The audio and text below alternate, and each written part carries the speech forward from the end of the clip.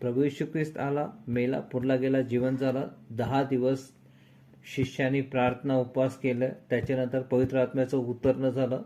मग तिथून 300 वर्ष देवाचा आत्मा आणि देवाचे लोक काम करत होते पृथ्वीवरती.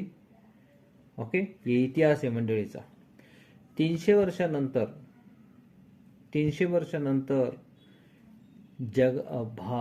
दुनियामध्ये, जगामध्ये मंडळीचं एक डार्क एज चालू झाला. म्हणजे जिथं मंडळीचा प्रभाव नसलेला, मंडळीला कोणी ओळखणार नसणारा, मंडळी फक्त एक लेचीपेची मंडळी असलेली ख्रिस्ती लोक पूर्ण जगामध्ये पुढचे 1200 वर्ष जगले.